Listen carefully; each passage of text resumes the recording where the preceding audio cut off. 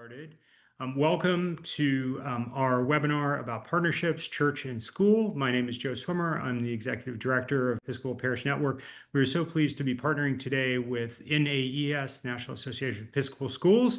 It is wonderful to have them share with us and with some of their members about the partnership between churches and our schools. We know how important that is and what a great outreach it can be to our community. So thrilled to have David from NAES with us and to be leading this conversation. A couple of quick notes before we get started. Registration for EPN 2026, our annual conference coming up March 3rd through 6th in Charlotte, open today. And if you did not receive your email, that had the link in it, you will notice in the chat that we are putting that up there. We'd love for you to peruse the programming that our planning committee has come up with, and hopefully you will join us next spring in Charlotte. I'm really excited about that.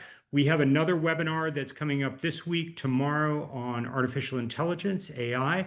If you are so inclined, please join us for that. And remember that this webinar is being recorded, and that we will share it with everybody who is on our list of registrants, as well as in our library, along with the slides and the links that David is going to provide. So without further ado from me, I am going to hand it off to David and let you all get started. Thank you so much for joining us today, David. Joe, thank you so much. And we're really excited at NAES to partner with EPN and look forward to this being the first of several different shared program offerings. So it's such a pleasure to be with you all today. Before I introduce the panelists, I'm going to offer a couple of opening comments. Let me put some slides up really quickly. And as Joe said, I'm David Madison. I'm the Executive Director of the National Association of Episcopal Schools. And we're going to talk about partnerships today, partnerships between parishes and schools. We spend a lot of time at NAES having these types of conversations and generating resources so that partnership can be as strong as possible. So when we look at the resources that NAES offers, they tend to come off of this menu. That big blue block we spend a lot of time talking about, which is our common understanding of Episcopal identity and mission.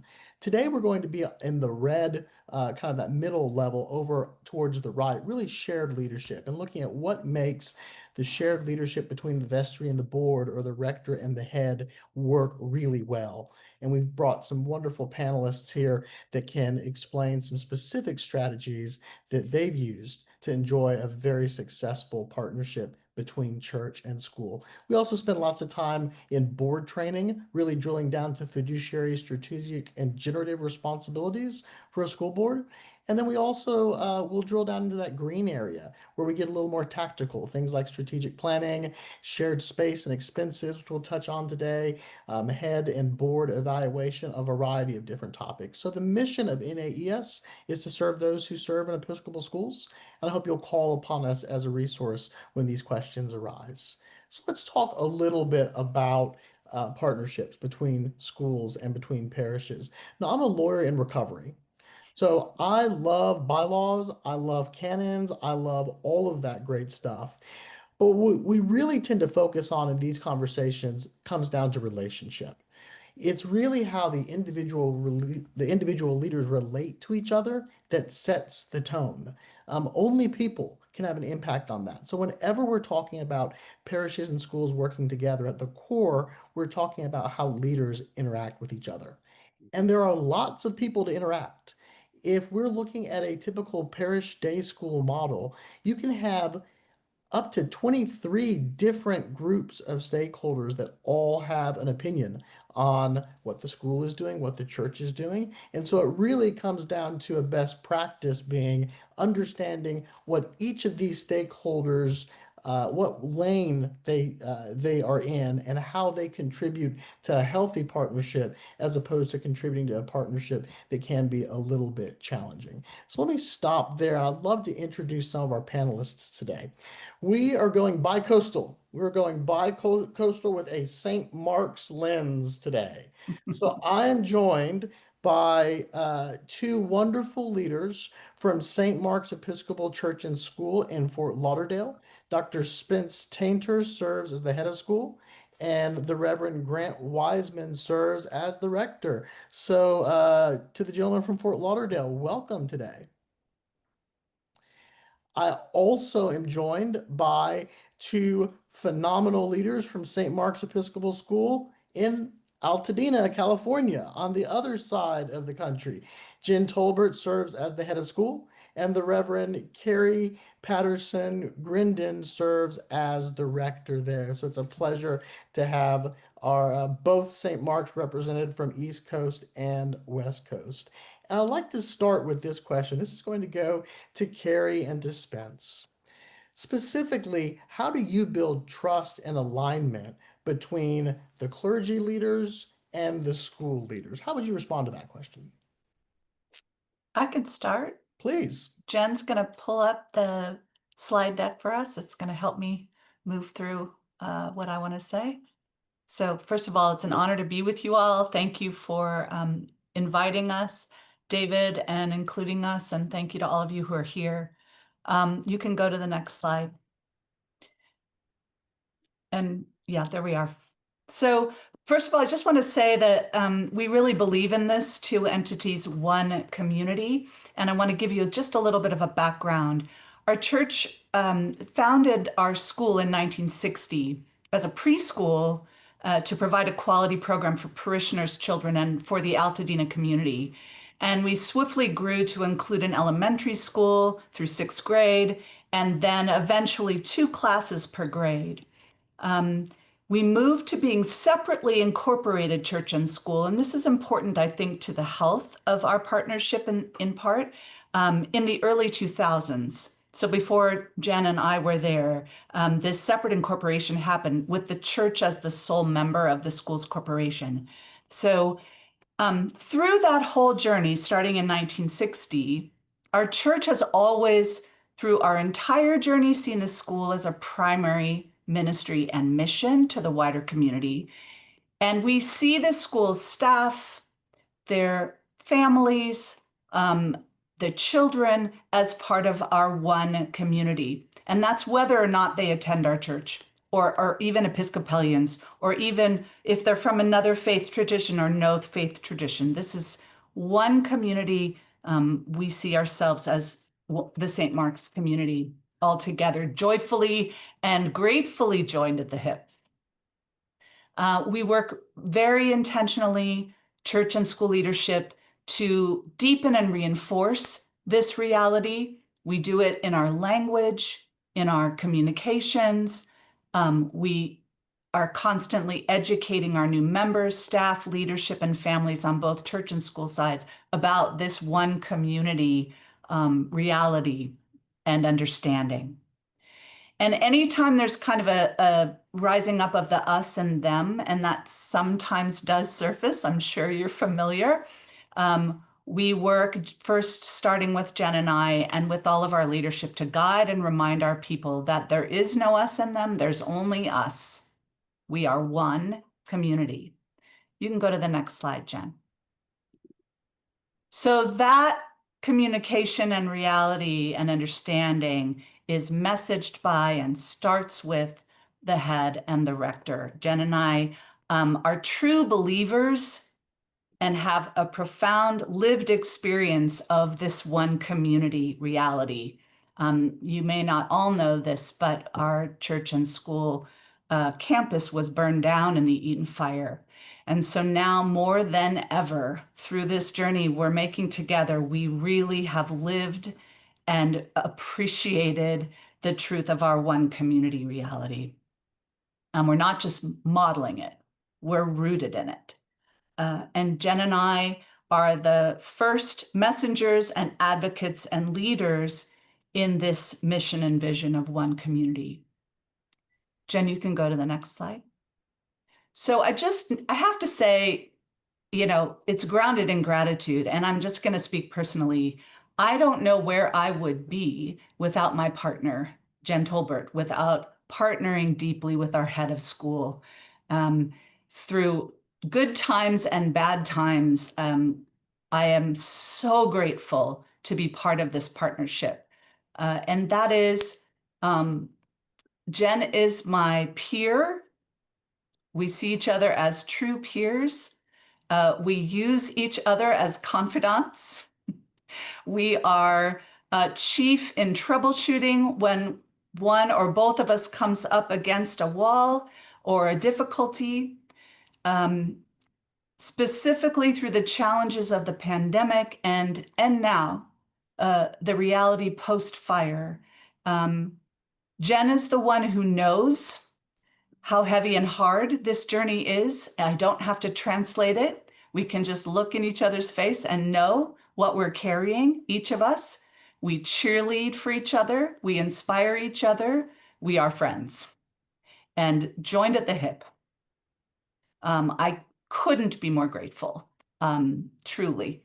And if you go to the next slide, I'll say a little bit more specifically how that's lived out. On a practical level, we meet every week, barring something really interrupting that. We hold space for about an hour every week just to check in, to troubleshoot, to work and plan both in the immediate and in the long term.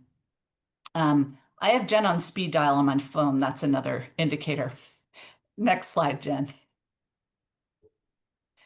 So we see ourselves as joined in mission and vision. And the slide will help you understand sort of the specifics of that. We have a joint vestry and board retreat annually in the fall. Jen and I and other key leaders work to set that agenda, to decide what is going to be most relevant for the two governing bodies together. And that has turned into a really wonderful way for us to reset and live into our partnership at the beginning of the year. We have vestry representation on the school board of trustees, 2 vestry members representing the vestry to the board. And then I am also perpetually a member of the school's board, ex officio. And then Jen and a trustee is present at every vestry meeting. Jen gives a heads report at the meeting, and we enjoy hearing about our school and can ask questions. Her presence at those monthly meetings speaks to our partnership as well and strengthens it. Currently, we are engaging in a master plan process. We've just, through a shared committee, church and school, chosen architects to launch us on our rebuild. On that important committee, we are equally represented, church and school, as we move into our future together with arms locked. Next slide, Jen. We also feel our partnership is strengthened by having some common ministry, collaborating in ministry. So our chaplain is a shared staff member, equally serving the church and the school. We have an annual gospel choir concert, which is coming up, and that's a community-wide effort. We are partnered in Haiti with a school and church there, and together we serve and share friendship with our partners in Haiti and raise money as well as friendship with them together. And then we also partner in efforts in outreach to our wider community, a local food bank and other efforts in the community to serve Altadena and the wider community together. Last slide. So all of this is a gift. When we're out in the wider world, we sometimes hear about friction and tension and adversarial relationships, heads and rectors. That is not our reality. And sometimes I scratch my head because I am so grateful to have a partner. The resources and gifts that our school community and our head of school bring to our parish community are just wildly helpful. It brings energy, vitality, strength, and youth to our congregation. I really can't imagine doing parish life and ministry without this partnership, and don't know where we'd be without one another. We are stronger together. That's not just, messaging, it's real and never more palpable than now. Harry, thank you so much for that. And thank you also for really highlighting some of the tangible benefits of a healthy relationship and some of the very, very real life benefits. Unfortunately, y'all have lived that at a deeper level right now because Right. of the fire and the ability to lean on each other, and some of those tangible things like shared expenses and shared positions really um, can work so well when a partnership is healthy, as you described. So let's go to Spence. Spence, what are your thoughts on the question of how do we maintain really healthy trust, healthy alignment between the leaders of the parish and the leaders of the school? Absolutely. Thank you, David. And just, thank you, Carrie, for all that. That was, wonderful kind of introduction and oversight of just, I think, the same way St. Mark's Fort Lauderdale works in so many different ways. And we were born in 1959 as a school, and several years before that, our church. And again, we are the biggest ministry of our church, and we work hand in hand. And, it is a lot of the framework that I think makes parish schools successful in their joint relationship um, contain the essence of everything that you presented there. And that's certainly the same for us here at St. Mark's.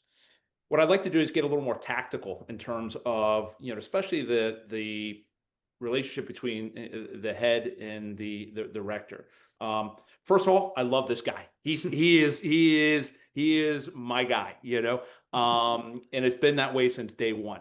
And I think one of the things that parishes, whether it be wardens, whether it be board of trustees, one of the things that is so important is to make sure that this partnership is working really well. We talk about the soul of our church, the values of our church, the missions of our church. This is really the heart to some degree, and we talk about in terms of our leaders just out there in hard times, in good times, being that source for everybody else to turn to and be able to model their behaviors, model their optimism, their hope. And it really stems from this partnership. We are the ones on the front of the face. We're the ones that on the pulpit on Sunday, and up in front of hundreds of parents, during the weekdays and so forth. So I think one of the things that I would say this is, and going into the check-ins, for example, and like I said, getting a little more tactical maybe for some people. And I know like every Tuesday morning, Father Grant and I meet at 7 a.m. for coffee. It's something we started since the day one he came on board. He's been here for a little over 3 years. I've been here for over 7. And, one of the things we do is, basically 3 components of that daily coffee. Number one is we check in with each other. How are you doing? What's going on in your personal life? What is going on professionally? And certainly, what are we doing strategically? Kind of those 3 buckets. And we talk about those things at different levels. Sometimes it might be a little more strategic that day. Sometimes it might just be professionally what's going on, that moment that we're having to manage. Or sometimes it's something, that is going on in professional life. His daughter's getting married, in about 3 weeks. And, so we're talking about that. And certainly, my daughter just went off to college. And so we're empty nesters. So creating that bond and creating that shared understanding is key because it's the trust. And as Carrie said, one of the things we do best as leaders and one of the things we can foster as a best practice between church and school is that making sure that this partnership is all about trust, and it's all about transparency, and it's all about that working for the broader community, but also realizing we are helping each other in that mission and vision and certainly action. The other thing that we do too is we also try to find time, and I would encourage this of the rectors, or encourage your rector and your school leaders, whether it be principals, heads of school, find time to go escape and do other things together. Sometimes we get so stuck in our check-ins, or we get stuck in our meetings, our committee meetings and so forth. We find little time to share a common interest. For Father Grant and I, it's fishing. We love, we don't get to do it often, but when we do, we try to get out on the water, and it's just a time to just enjoy each other, enjoy our time, and it builds that trust. Finding whatever it may be, go take an art painting class, go whatever it may be. And that may seem so simple, but it is through that bonding that we can rely on each other, and we know that we have each other's backs, as Carrie said, whenever anything comes along. So just 2 tactical points there in terms of what I would suggest.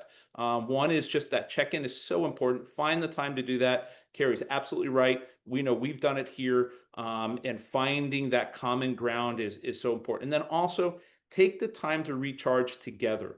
I know that when I had a mentor out of, believe it or not, I think it was St. Mark's, Houston, one of the first things he told me was, my rector and I go on vacation together. And I'm not telling anybody on the screen to go on vacation with their principal, their head of school, but it speaks to the relationship, the friendship, and the bond that we strive for, to make sure that that is reflected in our community. And so we live those Episcopal values, we live that Episcopal friendship.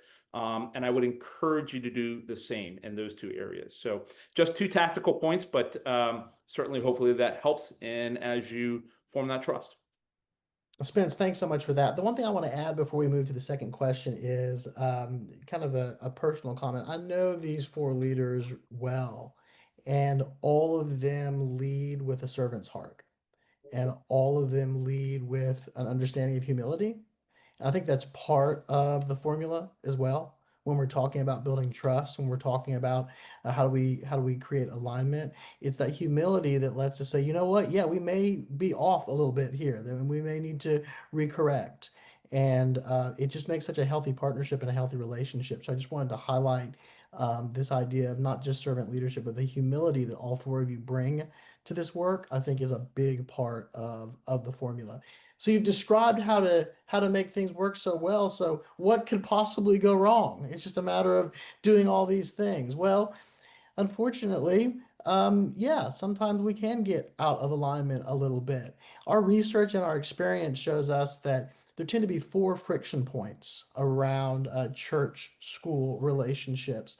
They tend to revolve around space, personalities, money, or this understanding of independent. What does it mean to be an independent school?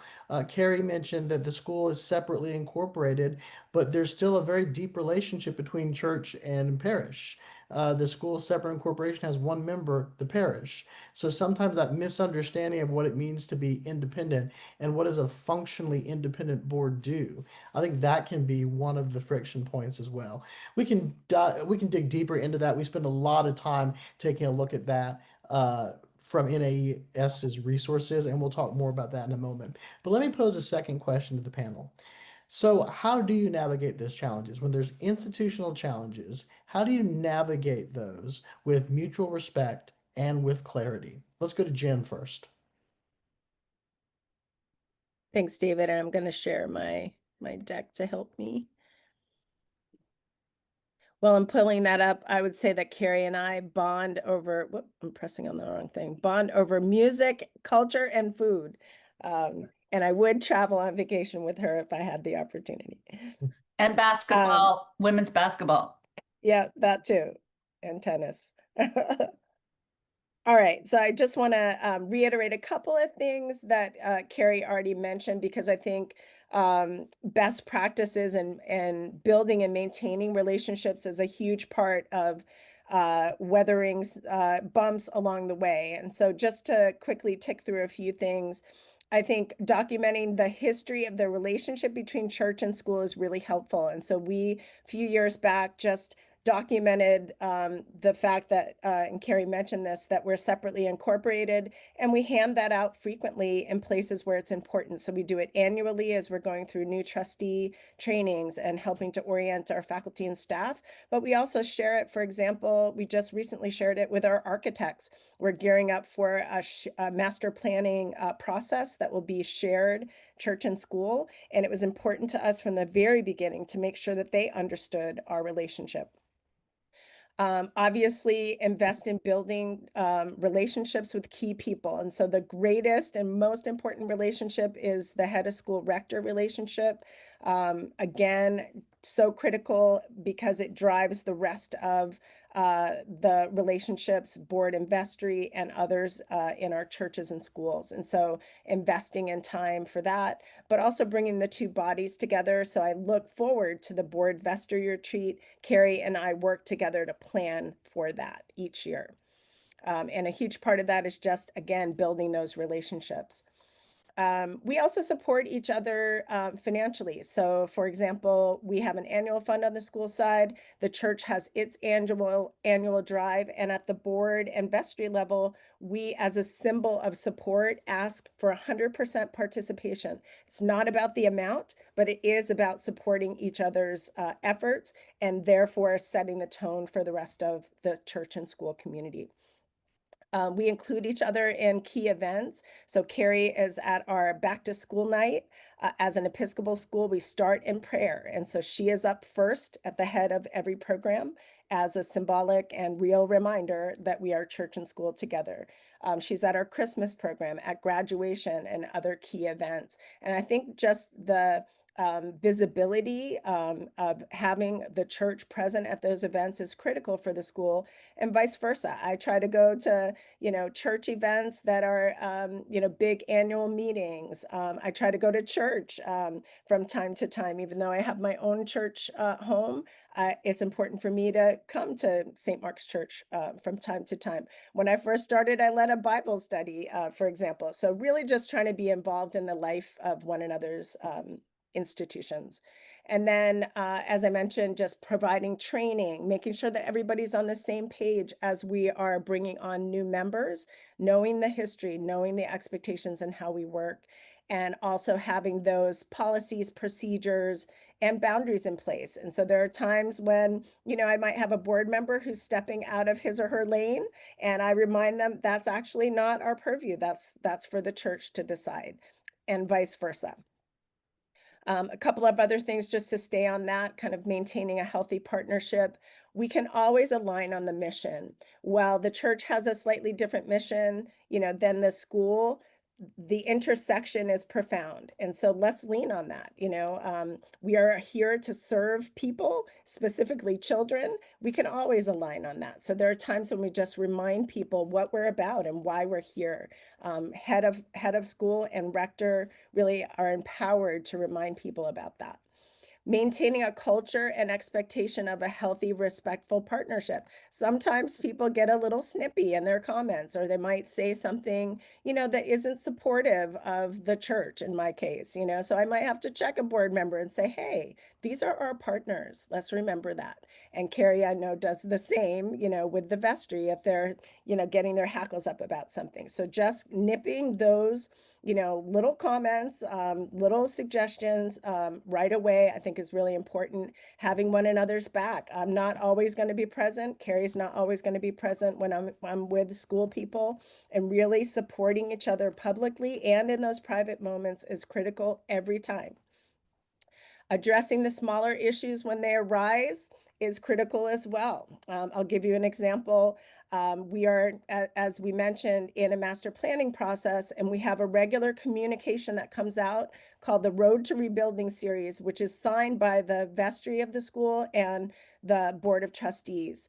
And I sent out a letter earlier that was mostly a legal brief, but the way in which it was presented with school board first and vestry second was, landed in such a way in the church community. So Carrie came to me and just said, going forward, let's make sure we, just customize that a little bit more for the church community. Let's list the vestry first and the board second. That mattered. It's a small thing, but what it symbolized, was that, well, the school must be in charge of this. That is absolutely not what was accurate, but we want to nip those kinds of small things so it doesn't grow into something bigger. And reminding each other of those expectations. Show the strength of partnership where possible. Carrie and I, oftentimes, as we're seeing with Spencer today and his partner, sitting together on a Zoom. We did this when we announced our architects just this past week. It was symbolic for us to appear together on the same screen, because a big part of the message was that we are doing this planning as one community. And so in the places where we can show the strength of our partnership, we really go out of our way to do that. And then you heard about some of the shared programming that we do as well, just bringing our communities together around gospel choir, around our support for Haiti. Those are fortifying experiences that help us address challenges when they arise. Inevitably, things are going to happen. So when things do come up, we first lean on the partnership. Rector and head of school, we get in a huddle and name the issue, what's happening here, and what can we do about it. We are problem solvers together, and it starts with the two of us. If we're not aligned and on the same page, it's going to be hard to bring everybody else along. So we really fight hard with one another to understand, to resolve any issues that come up. And we assume best intent, and that seems like a small thing to do, but that mindset helps us stay in a place of humility and understanding and trying to, come to a resolution. So really trying to think about, this isn't there's not malintent here. Let's, try to work from a place of positive intent. Falling back on agreements, procedures, policies. As David mentioned, I love a good bylaw. I love a good, policy. And we have some really helpful documents that have helped church and school at St. Mark's come through, some disagreements about things. So, for some of our shared facilities, for example, space, I agree, can get, tense from time to time. We have a whole document that helps us know who's paying for what and when. And that has been so helpful. When we've had to fix something or something's broken and money is tight, it helps us know how we're going to address things. And particularly now, as we move through this master planning process and gear up to rebuild our campus, having agreements in place, we're working on that right now, is going to be important. How do we split proceeds? What about insurance funding? What about the cost of this project? There are some prior sensitivities that Carrie and I, happened before our time around building projects. I will say there have been some things that have gone sideways between church and school. It's important for both of us to be aware of that so that we're really, really sensitive as we go through now the biggest building project of our lives, recognizing that there are still people around who might be triggered by things that went sideways in the past. So we're just aware of that, mindful of that as we move toward the future. And then finally, just being really strategic and managing the perceptions of everyone. So you heard me say, for example, that Carrie and I, appeared together as we start this process. That was very strategic on our part to make sure that we are signaling that we are one community. And we are sitting together to emphasize that. We oftentimes will sit together in an important board meeting or an important vestry meeting where we're putting forward a vote. We will sit next to each other.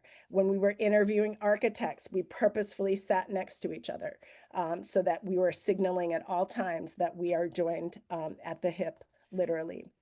So those are a few things that I wanted to share that work for us, both in building and maintaining relationships, but also how we address things when they do go a little sideways. Thank you. Jen, thank you so much for that. I want to highlight two things in particular. First, you highlighted the importance of assuming best intent. I think that is so critical because that enables us to apply our finite energy where it can actually help, which is to identifying a solution, as opposed to applying it where it really isn't constructive. So I think that's really important. And then also the comment that you said about just calling folks in when you hear those paper cut comments that just aren't consistent with some of the things we've talked about today. And just with grace, calling folks in and saying, we don't talk that way. We don't talk that way about our partner. We can talk about the conflict. We can talk about why this is a friction point, but let's focus on that as opposed to making it personal. And again, your comment about assuming best intent goes right to that as well. Let's go to Grant. Grant, what are your thoughts on this? That how we kind of recorrect when things may get a little bit out of alignment, and how to do so with respect and in a way that builds trust. that can be a real challenge. And one of it is one of the biggest things that I think we've done here that I think helps a lot is we have several committees that are joint committees that are, so for buildings and grounds, it's a joint committee of both church and school. We have a joint finance committee for some things as well. But we also have a thing called the church school committee, which is specifically about the relationship between the church and the school.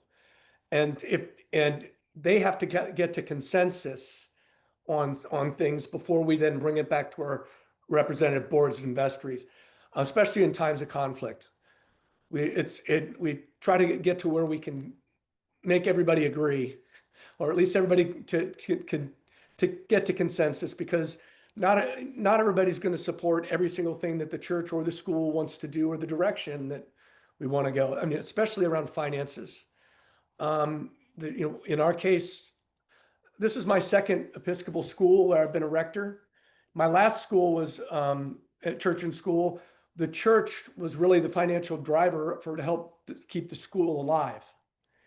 And that's the exact opposite here at St. Mark's. St. Mark's, if we wouldn't be able to do all the great things we do in church were it not for the success of the school.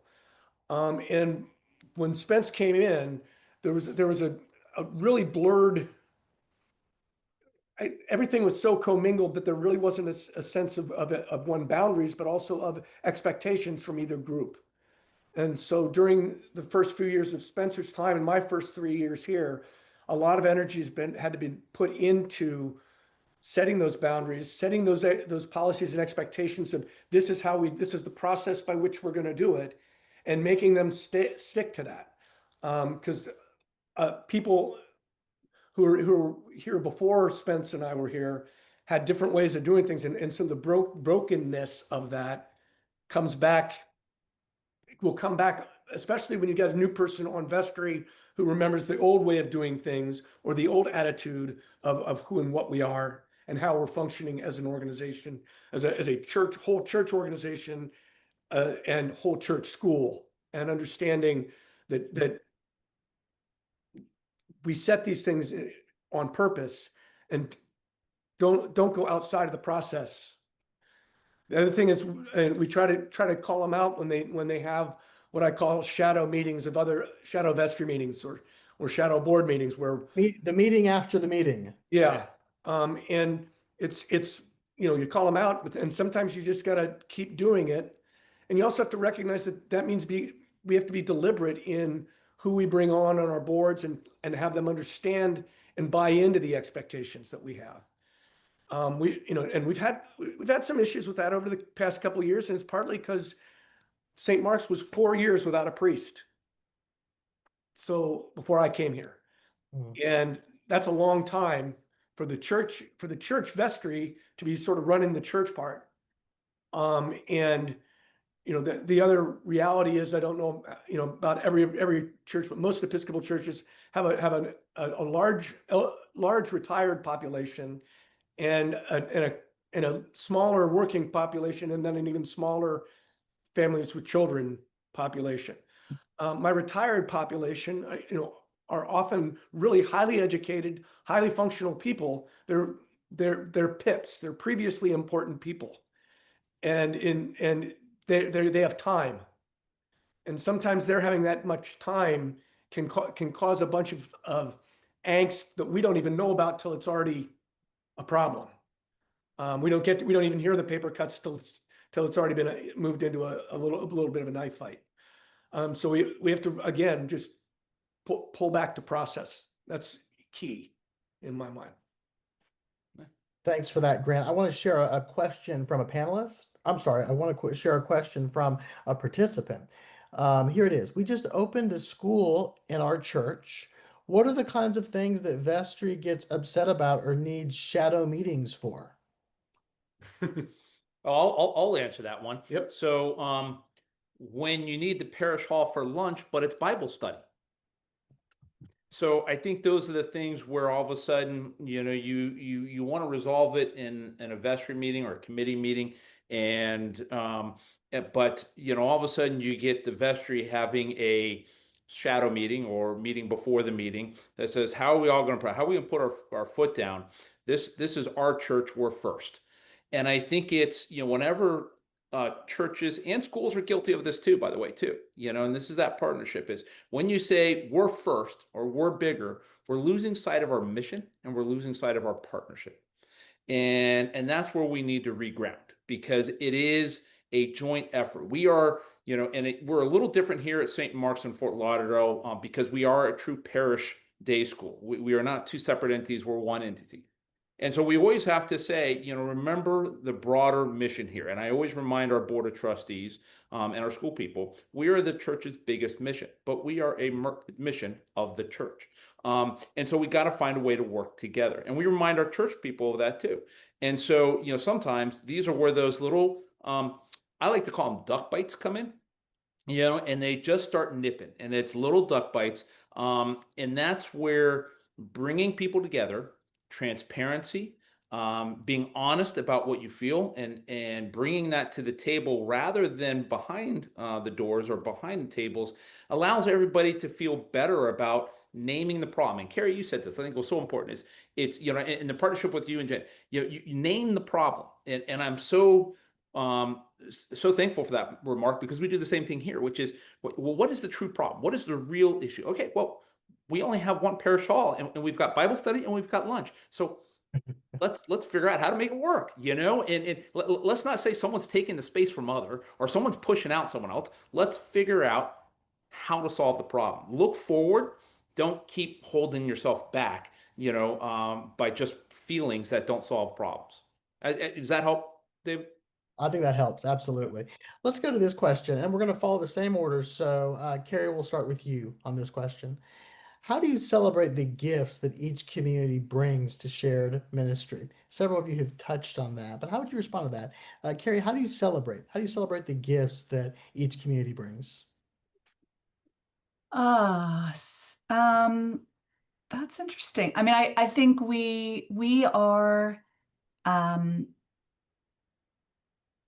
so gifted in the resources and the people that our school brings to us. So we have some shared events that celebrate that. We have we invite the school into worship from time to time. We share a chorister ministry, which I don't think I had mentioned before, but we have a choir that's both, when we've just restarted at post-fire, so we're back to that, and it's students from the church and from the school. And so once a month the choristers sing. This is one example of this. Once a month the choristers sing in our worship service, and that right there is a very tangible celebration of our partnership. Our parish loves the choristers so much, and the majority of those choristers are not church kids. They're mostly school kids, but those families come once a month and are part of our worship, and our numbers expand on those Sundays. And sometimes those families then if they don't have a church home, they see who we are and they celebrate, oh my gosh, this really is a lovely parish, and come and join us. So one really concrete way that we celebrate one another is through that chorister program. That's wonderful, Carrie. Thank you. Spence, what are your thoughts on that? How do you celebrate what shared ministry can bring to the table? So I would say, church and school is like a Venn diagram. There's the overlap. Find that overlap and just talk to it, praise it, market it, put it out there, because that's the good that comes from the partnership. A quick example of that is we have this incredible program that was started as a ministry of our church called Laundry Love. And I'm sure some of you might know that out there, but it's where you go to the laundromat and certainly help those who are unfortunate to not be able to do their laundry or have the money to do the laundry. And this past year, we were looking for a new person to take that over and run that. And one of our alumni in high school has taken it over. We're a K-8. And that has been such a point of joy for both the school and for the church. It's the Venn, it's the overlap. find those overlaps, celebrate them, talk to them, market them, because that's truly warms everybody's heart and makes everybody feel good about what we're doing, and that's how you celebrate. It's really neat seeing a 16-year-old get up in the front of the church and talk about what we're doing, this ministry we're doing. Yeah. And she's just dynamite. Yeah. That's awesome. Jen, how would you respond to that? I know it's been, this last year was amazingly difficult, and yet there's so many things to celebrate. So how would you celebrate this partnership? Yeah, I mean, I would endorse everything that Carrie said about some of our shared programs. That's always a celebration that we put on display of our strength as a church and school community.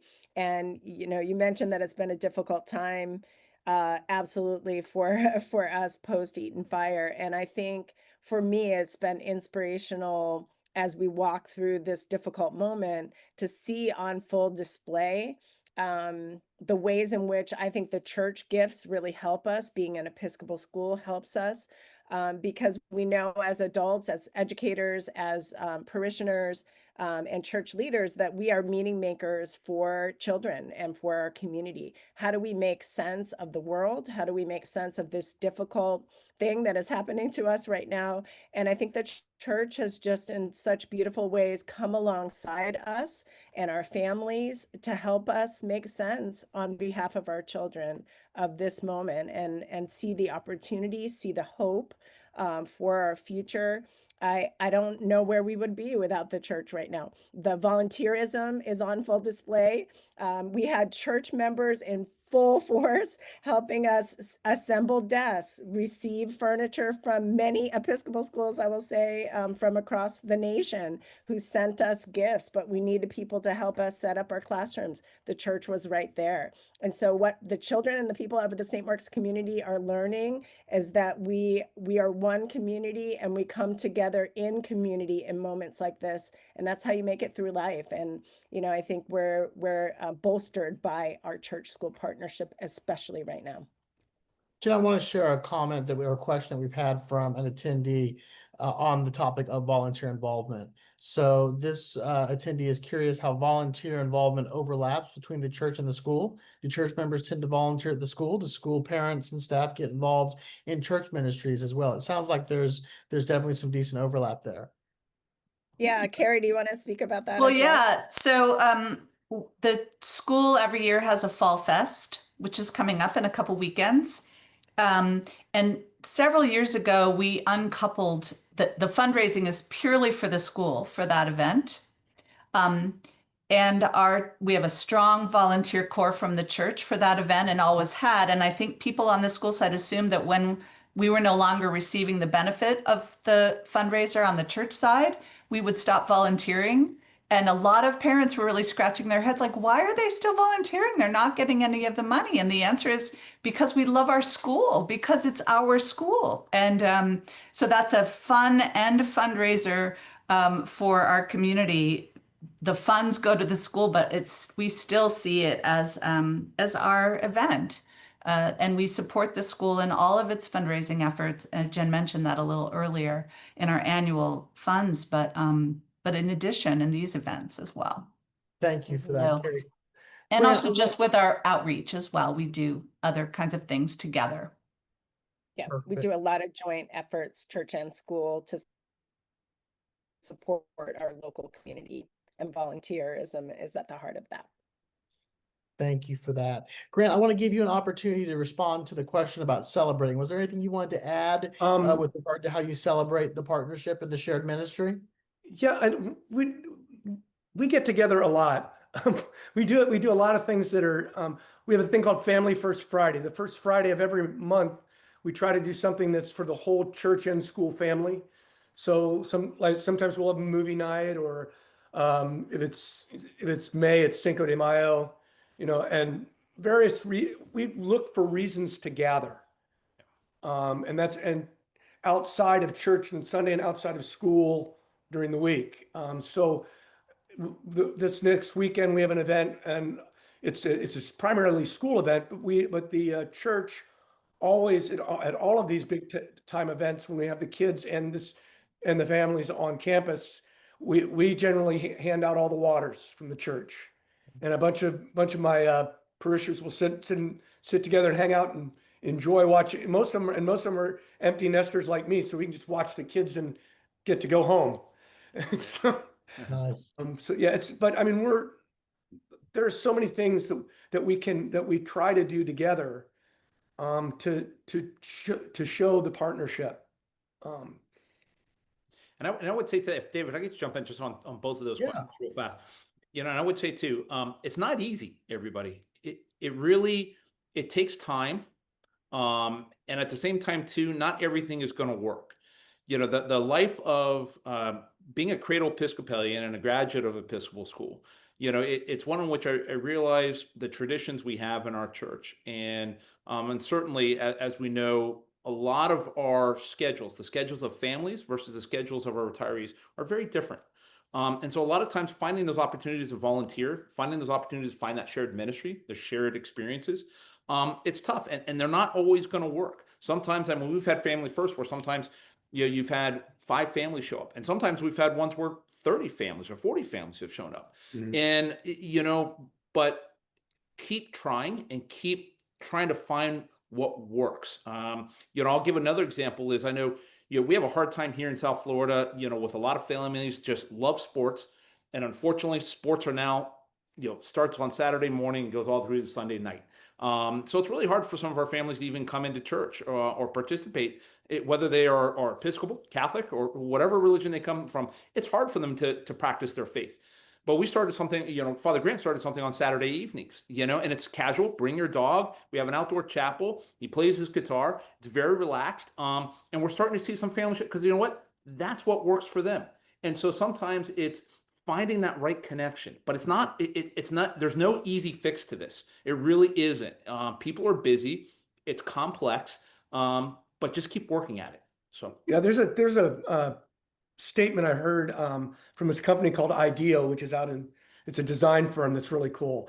They say fail often to succeed sooner. Yep. Yeah. So keep trying new things, and if it doesn't work, it may not be the right time right now. It may, and also that it's okay to prune the bush and get rid of some things that are legacy things that maybe are being kept alive just because we're trying to keep the memory of someone else alive. And nobody likes it. I think all of our communities are great at starting things and not as good at identifying when it's time to sunset something. Mm-hmm. Yeah. That's a big challenge. We've got some great questions from participants. This one is, I think, just for context. One is wondering, just can you get a feel for the size of the organizations, the budgets, and how many clergy are on staff at both of the churches? Sure, I'll start. We are 650 students. Actually, we're the largest K-8 parish day school in the state of Florida. We have a total of 2 clergy, 1 rector, 1 chaplain, and we have about 140 staff. And our 2 combined budgets is about 17 million. Thank you. Our church is about 200 active families. So around 400 people, all told. Our annual budget is around 470,000, something like that. That's everything. And we pay a 12% mission share from that. My staff is, I'm the only full-time, this is just church now. Jen's going to have very different numbers. But I'm the only full-time church staff person, but I have several. I have a part-time priest, our chaplain, who's a lay minister on the church side as well, half-time office admin, half-time music director, part-time chorister director, Sunday sexton. So pretty lean. Sure. In a typical year and post-fire, we've recast our budget and, have smaller numbers on enrollment and, faculty and staff. But in a typical time, and I'm just going to put it out there that we will be back to these numbers, We typically preschool through 6 are at 325 for our enrollment, about 70 full and part-time employees, and about a $10 million budget. And now, post-fire, we've been hard hit. We lost about a third of our enrollment, some faculty members, so we're more like 60 right now, and about $2 million off of that 10 million. Thank you for that. This is a big question, but let's see if we can at least help to address it. Our church community has noticed wariness from the school community regarding the church-school relationship, most likely due to parents with past negative experiences with religion, or perhaps due to the current events of Christian nationalism seen in the news. Have either of your communities experienced any of that? And if so, how would you respond? So I'll jump in, and the answer is absolutely. We're welcome to all, and so what that means is that we have a lot of various opinions, and we're located in a very interesting area of Broward County of South Florida, which is we have actually it is very split down the middle, and we do experience that, and there's a lot of questions in there. So in terms of how we handle it is with respect, with understanding where they're coming from, and engaging in conversation of how and who we are as an Episcopal school, our values, and our mission, and understanding that we respect that might be our family's values, but while they're here at school, while they are enrolled here, our hope and our dream is that they're leaning into and want an Episcopal education because of the character and values that we're teaching their children through chapel and through our different programs. So, it does, we get a lot of questions, and we just walk slowly and walk hand in hand through a lot of that. And I think that, that's the tough work. It's not easy work, but I think you have to do so with an open heart and an open hand, and just make sure that you do it with respect, and ask for that respect too. Because again, in the end of the day, no one's telling a family, or no one's telling a parishioner that you have to go to our church or have to go to our school. It's a choice. And so, we hope and wish that they will want to walk with us. Now, hopefully a lot of people have seen the article in the Wall Street Journal about 3 weeks ago, where they're seeing actually a increase in the amount of young families that are returning to the church. So I hope, and I think there's some guiding learning and information there that we can, as Episcopal churches, can look at and say, how do we become a part of that conversation? And I'd love to see, our families start to return and make the time, and realize that faith is a huge part of growth, a huge part of your own families and your own values, and that they want to re-engage in the practice of that. And I think we're seeing an increase in that. So I hope and I dream that the Episcopal Church will be a big part of that as well. I don't know if that answers it, David, but it took a crack at it. I would add too that I think we're dealing with some pretty significant trends in our world right now. One of them being a lack of trust in almost every sector. We don't trust our government. We don't trust our doctors. We don't trust our schools or our churches, So I think that's one trend that we have to all, face. But I think that the way forward, and there's some encouraging research, and you just shared some of it, Spence, about people seeking community. I think people are lonely, people feel isolated, and I think we're uniquely positioned as churches and schools to call people in to community and show them what that looks like, what that feels like. And, we have opportunities, I think, all the time to leverage that. So it's getting people into the fold, and then I think the rest, just being our beautiful selves as churches and schools, does the rest. I would say just add to that on the front end. I think our school does a really good job in the admissions cycle of messaging what it means to be an Episcopal school, leaning into Episcopal identity. So that helps folks who may be on the wary of church side and the Christian nationalism side understand before they ever join the community that that's not who we are. And so they come in, more and more families come in, understanding the gift of this kind of community, this kind of Christian community, and an open-hearted, vibrant Christian community that's welcoming of all, on the front end, and then we live it. And so I don't know, Jen, I don't experience there being a lot of weariness, but more gratitude currently, on the school side and among the families Yeah, about and we being part of invite this. our families to chapel. So we've always got several rows of families who see what that looks like and what that feels like, and they want to start their day with us, and I think that just helps them understand what it is and what it isn't, that we're doing in chapel and in our community. Thank you. Thank you for that. So we're coming up to the top of the hour, so I want to honor everyone's time. I do want to offer a couple of just closing strategies that I heard all four of our panelists talk about. The first is regular communication. So I think the worst practice in this area is only coming together when there's a problem. I think it's really important for you to come together regularly, build trust, and have communication about how things are going outside of just problem solving. Second is the covenant of no surprises. So I think we all agree that we're not going to surprise each other in public. Whenever there's new news or something that we need to share, we're going to do that, but we're going to be together on this. We're going to make sure that we're on the same page. The third thing that I heard really goes to what I call the spiral of unmanaged conflict. There's a lot of research on this, which talks about conflict management works way better if we address it earlier rather than later. Worst practice is to just, whenever you see a water leak, to just ignore it. We know it's not going to fix itself, and the same thing can be said about conflict. So managing conflict and responding earlier rather than later.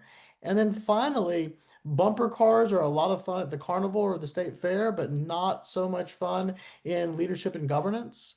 And so really understanding roles, understanding lanes, and making sure that we're all focused on our lanes of responsibility can really help make for a smooth governance experience and a much healthier partnership.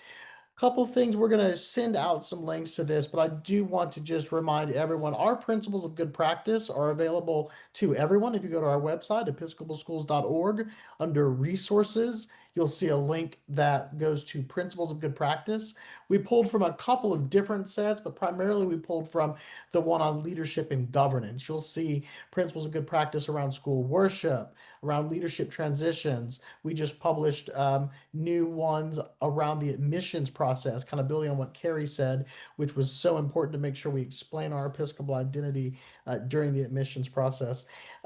Finally, our online community is wonderful. Our online community is where our members can come together and ask questions of each other and share resources. We have a lot of resources around shared expense agreements or memorandums of understanding. And our online community is where all those conversations take place about, well, how do we handle this? How do we approach this? It's a wonderful resource for our members, and I would commend you to take advantage of that.